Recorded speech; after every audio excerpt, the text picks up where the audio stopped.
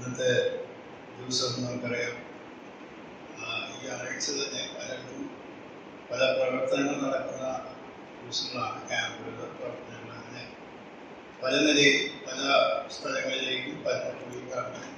മാത്രമല്ല, ഹോളിഡേയ്സ് ആയതുകൊണ്ട് പലരും പല സന്ദർശനത്തിനായിട്ട് പോകുന്നുണ്ട്. ചുരുക്കം പേരായിട്ടാണ് ഇന്ന് കൂടി വന്നിട്ടുള്ളത് എന്ന് എനിക്കറിയാം. ഇതിലൂടെ അല്പസമയം പ്രാർത്ഥനയോട് ബന്ധപ്പെട്ട രണ്ട് ചിന്തകൾ നിങ്ങളുമായിട്ട് പങ്കിടാനായിട്ട് ഞാൻ താല്പര്യപ്പെടുകയാണ്. ദൈവത്തിനെ ആശ്രയിച്ച് നമുക്ക് ആ കാര്യം ചെയ്യാം. ലൂക്കോസിന്റെ സുവിശേഷം 22-ാം അധ്യായത്തിന്റെ 31 മുതൽ 34 വരെയുള്ള വാക്യങ്ങളാണ് ആദ്യം പറയുന്നത്. ലൂക്കോസ് 22-ന്റെ 31 മുതൽ 34 വരെയുള്ള ഭാഗം. ശീമോനെ ശീമോനെ, സാത്താനിലൂടെ ഗോതമ്പ് പോലെ പാറ്റേണ്ടതിന് കൽപ്പന ചോദിച്ചു. ഞാനും നിന്റെ വിശ്വാസം പോയിപ്പോകാതിരിക്കാൻ നിനക്ക് വേണ്ടി അപേക്ഷിക്കുന്നു. എന്നാൽ നീ ഒരു സമയം തിരഞ്ഞു വന്ന ശേഷം നിന്റെ സഹോദരന്മാരെ ഉറപ്പിച്ചു കൊള്ളുക. അവൻ അവനോട്, കർത്താവ്, ഞാൻ നിന്നോടുകൂടി തടവിലാകുവാൻ മരിക്കാനും ഒരുങ്ങിയിരിക്കുന്നു എന്ന് പറഞ്ഞു. അതിനവൻ, പത്രോസേ, നീ എന്നെ അറിയുന്നില്ല എന്ന് 3 വട്ടം തള്ളിപ്പറയും മുമ്പ് ഇന്ന് പോവുകയില്ല എന്ന് ഞാൻ നിന്നോട് പറയുന്നു എന്ന് പറഞ്ഞു. അതേ അധ്യായം തന്നെ 45-46 വാക്യങ്ങൾ. അവൻ പ്രാർത്ഥന കഴിഞ്ഞ് എഴുന്നേറ്റ് ശിഷ്യന്മാരുടെ അടുക്കൽ ചെന്നു. ആ വിഷാദത്താൽ ഉറങ്ങുന്നത് കണ്ട് അവരോട്, നിങ്ങൾ ഉറങ്ങുന്നതെന്ന്, പരീക്ഷയിൽ അകപ്പെടാതിരിക്കാൻ എഴുന്നേറ്റ് പ്രാർത്ഥിക്കുമെന്ന് പറഞ്ഞു. ഈ വേദഭാഗം നമുക്ക് വളരെ പരിചയമായ വേദഭാഗമാണ്. നാം ആദ്യം വായിച്ച വാക്യങ്ങൾ എല്ലാ സുവിശേഷങ്ങളും അല്പസ്വല്പ വ്യത്യാസങ്ങളുടെ പശ്ചാത്തലം എങ്കിൽ കൂടെ എഴുതിയിട്ടുള്ളതാണ്. പത്രോസിന്റെ കർത്താവിനെ തള്ളിപ്പറഞ്ഞതായ ആരംഭം. എന്നാൽ അതിന്റെ പശ്ചാത്തലമാണ് ഇവിടെ ഞാൻ വായിക്കാനായിട്ട് ആഗ്രഹിച്ചത്. കാരണം ലൂക്കോസിന്റെ സുവിശേഷത്തിലാണ് ഇത് ഇത്രയും വ്യക്തമായിട്ട് എഴുതിയിട്ടുള്ളത്. മറ്റു സ്ഥലങ്ങളിൽ മറ്റു രീതിയിലാണ് അത് എഴുതിയിട്ടുള്ളത്. അതുകൊണ്ടാണ് ഞാൻ ലൂക്കോസിന്റെ സുവിശേഷം തിരഞ്ഞെടുക്കാനായിട്ട്. അവിടെ നാം വായിക്കുന്നത്, ശീമോനെ ശീമോനെ, സാത്താൻ നിങ്ങളെ ഗോതമ്പ് പോലെ പാറ്റേണ്ടതിന് കൽപ്പന ചോദിച്ചു.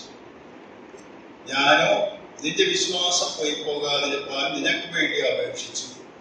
എന്നാൽ നീ ഒരു സമയം തിരിച്ചു വന്ന ശേഷം നിന്റെ സഹോദരന്മാരെ ഓർമ്മിച്ചു.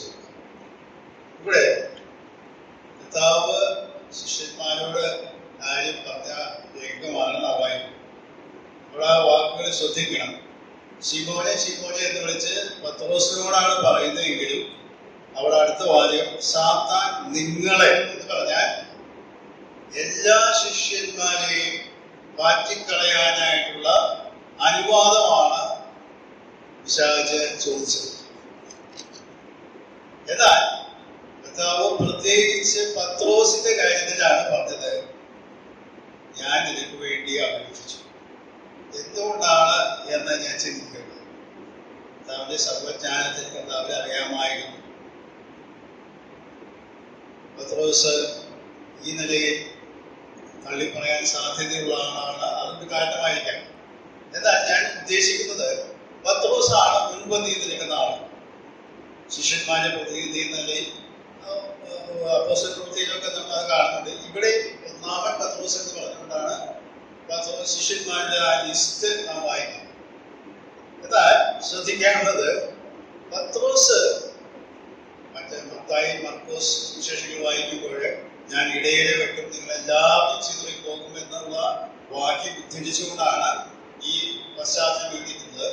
എന്നാൽ ഇവിടെ കർത്താവ് പറയുന്നത്, നിങ്ങളെ ഗോതമ്പ് പോലെ, നിങ്ങളെ എന്ന് വെച്ചാൽ ശിമോനെ മാത്രമല്ല, ഞാൻ നേരത്തെ പറഞ്ഞതുപോലെ ശിഷ്യന്മാരെ ഗോതമ്പ് പോലെ മാറ്റേണ്ടതിനായിട്ട് അനുവാദം ചോദിച്ചു. അവിടെ 1-2 കാര്യങ്ങൾ ഞാൻ ഊന്നി പറയാനായിട്ട് ആഗ്രഹിക്കുന്നത്, കർത്താവിന്റെ അനുവാദമില്ലാതെ ആരെയും ഇതുപോലെ പരീക്ഷിക്കുവാനായിട്ട് ദൈവം അനുവദിക്കുന്നു. നാം യോബിന്റെ കാര്യങ്ങളൊക്കെ പ്രവചനമനുസരിച്ച് എഴുതുന്നതൊക്കെ നമുക്ക് നന്നായിട്ട് അറിയാം. എന്നാൽ പത്രോസിനോടാണ് ഇത് പ്രത്യേകിച്ച് പറയാൻ കാരണം. കാരണം പത്രോസിന്റെ ഒരു വിചാരം ഉണ്ടായിരുന്നത്, ഞാൻ നേതൃത്വ സ്ഥാനത്ത് നിൽക്കുന്ന ആളാണ്, പല കാര്യങ്ങൾ മുന്നിട്ട് കാര്യം ചെയ്യുന്ന വ്യക്തിയാണ്. അപ്പോ എന്റെ ഒന്നും പിശാച് അങ്ങനെ മാറ്റിക്കളയാൻ സാധ്യതയില്ല.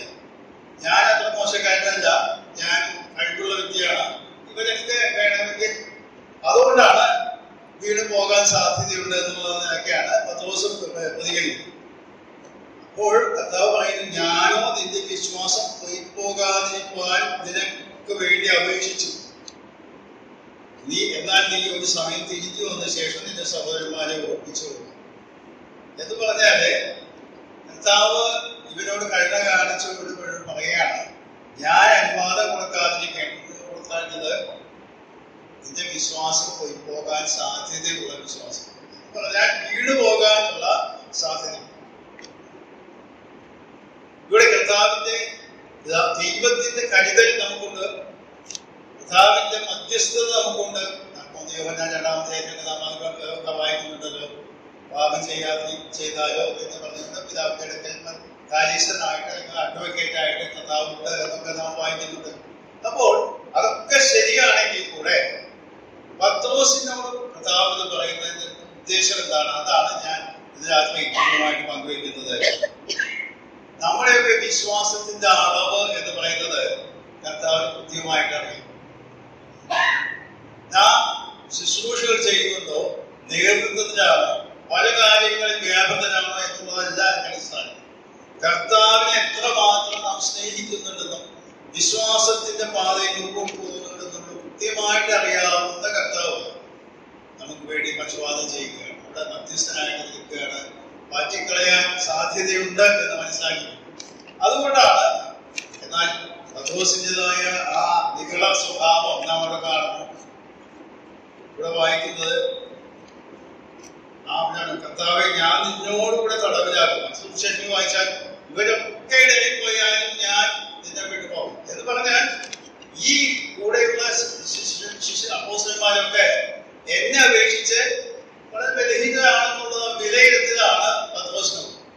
പലപ്പോഴൊക്കെ നമ്മുടെ ക്രിസ്ത്യ ജീവിതത്തിൽ നമുക്ക് വരാൻ വന്നു പോകാവുന്ന അബദ്ധം, നാം മറ്റുള്ളവരെ വിലയിരുത്തുന്നത് നമ്മുടെ ചെയ്യുന്ന ശുശ്രൂഷകളെയോ അല്ലെങ്കിൽ നാം മനസ്സിലാക്കിയ കാര്യങ്ങളുടെ അടിസ്ഥാനത്തില് നാം മറ്റുള്ളവർ വിലയിരുത്തും. എന്നിട്ട് പറയും അവരെക്കാളൊക്കെ നമുക്ക് ഭേദമാണ് എന്നുള്ള നിലയിലാണ് നാം വിലയിരുത്തുന്നത്. കർത്താവ് ശീമോനോടാണ് പറയുന്നത്, പ്രത്യേകിച്ച് നിങ്ങളൊക്കെ ചോദിച്ചു മാറ്റിക്കളയാനായിട്ട്, എന്നാൽ നിനക്ക് വേണ്ടി ഞാൻ അന്വേഷിച്ചു. ക്രിസ്തീയ ജീവിതത്തില് ദൈവമക്കളായ നാം ഒക്കെ ഉറച്ചു നിൽക്കുന്നതിന്റെ പ്രധാന കാരണം പിതാവായ ദൈവത്തിന്റെ സന്നിധിയിൽ നമുക്ക് വേണ്ടി പക്ഷപാതം ചെയ്യുന്ന ഒരു മഹാപ്രഭുണ്ട് എന്നുള്ളതിന്റെ അടിസ്ഥാനത്തിലാണ്. നമ്മുടെ കഴിവിന്റെ അടിസ്ഥാനത്തിലല്ല. പത്രോസിന് അങ്ങനെയല്ല മനസ്സിലായത്. പത്രോസ് മനസ്സിലാക്കിയത് ഞാനാണ് നേതാവ്, ഞാനാണ് ഇവരെക്കാളൊക്കെ ഭേദപ്പെട്ടത്, അതുകൊണ്ട് നിലനിൽക്കുന്നതെന്നാണ്. ഇവരൊക്കെ തെറ്റിപ്പോയാലും ഞാൻ കർത്താവിനെ തള്ളി പറയും. എന്നാൽ നാം മനസ്സിലാക്കണം, നമുക്ക് വേണ്ടി പക്ഷപാതം ചെയ്യുന്ന ഒരു കർത്താവ് പിതാവിന്റെ സന്നിധിയിൽ ഉള്ളത് കൊണ്ടാണ് നാം വീഴാതെ മുൻപോട്ട് പോകും. എന്നാൽ അത് കർത്താവ് ചെയ്യും. എന്നാൽ ഞാൻ 45-46 വായിക്കാനുള്ള കാരണം, അവിടെ കർത്താവ് ശിഷ്യന്മാരോട് മുന്നറിയിപ്പ് 3 പേരാണ് അവിടെ ഉള്ളത്, പത്രോസ് ഉൾപ്പെടെ. എന്നിട്ട് അവരോട് ശാന്ത ഉറങ്ങുകയാണ്. എന്നിട്ട് പറഞ്ഞതാണ് 46 വാക്യം, നിങ്ങൾ ഉറങ്ങുന്നത് പരീക്ഷയിലെ കർത്താവിനാൽ എഴുന്നേറ്റ് ജാഗരിക്കുന്നുണ്ട് എന്ന് പറഞ്ഞാൽ കർത്താവിന്റെ ഭാഗത്ത് ചെയ്യാനുള്ളത് നമുക്ക് വേണ്ടി പക്ഷപാതം ചെയ്യും. എന്നാൽ നമ്മുടെ ഭാഗത്തുള്ള ഉത്തരവാദിത്വം ഉണർന്നിരുന്ന് പ്രാർത്ഥനയിൽ ജാഗരിച്ചാൽ മാത്രമേ പരീക്ഷയിൽ അകപ്പെടാതെ കൊണ്ടുപോകാനായിട്ട് കഴിയൂ. കർത്താവായ ഈ വാക്ക് ഞാൻ വായിച്ചപ്പോൾ അകപ്പെടാതിരിക്കാൻ എന്ന വാക്കാണ്. എന്ന് പറഞ്ഞാൽ പെട്ടുപോവുക. ഈ കെണിയിൽ ഒരു മെച്ചപ്പെടുത്തുന്നത് പോലെ അറിയാതെ അബദ്ധവശാൽ നമ്മൾ വീണ് പോകാൻ സാധ്യത വളരെയധികം. പത്രോസിനെ പോലെ മുൻപന്തി നിൽക്കുന്ന ആളായാലും അല്ലാത്ത ആളായാലും വീണ് പോകാനുള്ള സാധ്യത ഉള്ളതുകൊണ്ടാണ് വേണ്ടി പക്ഷപാതം ചെയ്യുന്ന മഹാവീരായിട്ട് യേശു പിതാവിന്റെ സ്ഥിതി ഉണ്ടെങ്കിൽ നമ്മുടെ ഉത്തരവാദിത്വം അദ്ദേഹത്തെ പ്രാർത്ഥിക്കാം. യോഹന്നാൻ സുവിശേഷം 17-ാം അധ്യായത്തിൽ വായിക്കുമ്പോൾ ഞാൻ നിങ്ങളുടെ മുമ്പിൽ വായിക്കട്ടെ. കർത്താവിന്റെ പ്രാർത്ഥനയാണല്ലോ അത്. അതിലൊരു വാചകം ഇങ്ങനെയാണ്. യോഹന്നാന്റെ സുവിശേഷം 17-ാം അധ്യായത്തിന്റെ 15-ാം വാക്യം. അവരെ ലോകത്തിൽ നിന്ന് എടുക്കണമെന്നല്ല, ദുഷ്ടന്റെ കയ്യിൽ അകപ്പെടാതെ വണ്ണം അവരെ കാത്തുകൊള്ളണം എന്നത്രേ ഞാൻ അപേക്ഷിക്കുന്നത്. ഇവിടെ കർത്താവിന്റെ പ്രാർത്ഥനയുടെ വാചകമാണ്. അവിടെ അതേ വാചകം ഉപയോഗിക്കുകയാണ്.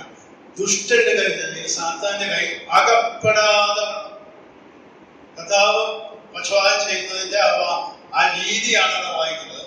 ദുഷ്ടന്റെ കയ്യിൽ അകപ്പെടാതെ വണ്ണം നമുക്ക് വേണ്ടി പക്ഷപാതം ചെയ്യുന്ന കർത്താവ് അവിടെ. ഈ ഭാഗം ഞാൻ വായിച്ചപ്പോഴേ നമുക്ക് വളരെ സൂക്ഷ്മതയോടുകൂടി ജീവിക്കുവാൻ ആവശ്യമുള്ള വ്യക്തി ജീവിതത്തിലായാലും ഒക്കെ പ്രാർത്ഥനയിൽ നാം പോരാടുന്നില്ലെങ്കിൽ, അല്ലെങ്കിൽ പ്രാർത്ഥനയിൽ നാം ജാഗരിക്കുന്നില്ലെങ്കിൽ, ആ ഉണർന്ന് നമുക്ക് പ്രാപിക്കുന്നില്ലെങ്കിൽ നാം ഒക്കെ വീണു പോകാനായിട്ട് സാധിക്കും. നാം വേദപുസ്തകത്തിൽ ചരിത്രം പഠിച്ചാൽ, പഴയ നിമിഷത്തെ വളരെ പ്രഗത്ഭരായ ഭക്തരായ ആളുകളുടെ ചരിത്രമൊക്കെ പഠിച്ചാൽ, കർത്താവിന് വേണ്ടി വളരെ ദൈവത്തിന് വേണ്ടി വളരെ കാര്യങ്ങൾ ചെയ്യുകയും നിലനിന്ന് ചെയ്യാൻ പല വ്യക്തികളും വീടുപോയ ചരിത്രം നാം വായിക്കും. അതിന്റെ അർത്ഥം എന്തൊക്കെ കാര്യങ്ങൾ നാം ചെയ്യുന്നു, വ്യാപൃതനാകുന്നു എന്നതുകൊണ്ട് മാത്രം നാം വീട് പോകില്ല എന്നൊരു കണ്ടീഷൻ ഇല്ല. ഞാനതാണ് പറയാൻ ഉദ്ദേശിച്ചത്. നാം എത്രമാത്രം ആത്മീയ പരിജ്ഞാനമുണ്ടായാലും പക്വതയുണ്ടെന്ന് നാം വിചാരിച്ചാലും നാം പലപ്പോൾ വീട് പോകാനും ദുഷ്ടന്റെ കയ്യിൽ അകപ്പെടാനും സാധ്യതയുള്ളതുകൊണ്ട് നമ്മുടെ കർത്താവ് പറയുകയാണ്, പരീക്ഷയിൽ അകപ്പെടാതിരിക്കാൻ എഴുന്നേറ്റ് പ്രാർത്ഥിക്കുക, മറ്റൊന്നും ചെയ്യാനില്ല. പറയാം, ഇന്ന് പല സ്ഥലങ്ങളിൽ, കേരളത്തിന്റെ പല ഭാഗത്തും മറ്റു സ്ഥലങ്ങളൊക്കെ ക്രിസ്മസ് പ്രോഗ്രാമിനനുബന്ധിച്ച് സുവിശേഷ പ്രോഗ്രാമൊക്കെ നടക്കുന്നുണ്ട്. നാമൊന്നും അവിടെ പോയിട്ടില്ല എന്ന് ശരിയാണെങ്കിൽ കൂടെ നമ്മുടെ ഉത്തരവാദിത്വം എന്താ? അവരെ ഓരോരുത്തർ ദൈവസന്നിധിയിൽ പ്രാർത്ഥിക്കും. ആ സുവിശേഷ പ്രവർത്തനങ്ങൾ ഒരു പ്രകടനമായി തീരാതെ അത് മുഖാന്തരം ദൈവനാമം മഹത്വപ്പെടുവാനായിട്ട് ഇടയാണ്. ഒരു വ്യക്തിയുടെ ചരിത്രം വായിച്ചപ്പോൾ അദ്ദേഹം പ്രാർത്ഥിച്ച ചില കാര്യങ്ങൾ, വളരെ പ്രായമായ കിടക്കയിലാണ്, ദൈവഭക്തമായ മനുഷ്യ ചരിത്രമാണ് വായിച്ചത്. അപ്പോൾ അതിൽ എഴുതിയിരിക്കുന്നതാണ്, അദ്ദേഹം മരണക്കിടക്കയിൽ നിന്ന് വെട്ടനായിട്ട് കിടക്കുകയാണ്. ഭാര്യയോട് പറഞ്ഞു, ആ വേദഭാഗം ഒന്ന് വായിച്ച് 17-ാം സുവിശേഷം 17-ാം അധ്യായം വായിച്ചു. അതിനുശേഷം പ്രാർത്ഥിക്കാൻ തുടങ്ങി. എനിക്ക് ഒന്നും ചെയ്യാൻ പറ്റുന്ന സാഹചര്യമല്ല, വളരെ പ്രവർത്തിച്ചിട്ടുള്ള ദേവദാസനാണ്. താൻ പ്രാർത്ഥിച്ചത്, ഒന്ന്, ഈ ലോകത്തിൽ ഇപ്പോഴും ഞാൻ ഇത്രയും പ്രവർത്തനങ്ങൾ നടത്തിയിട്ട് രക്ഷിക്കപ്പെടാത്ത ആളുകളുണ്ടല്ലോ, ദൈവമേ അവരെ കർത്താവിനെ.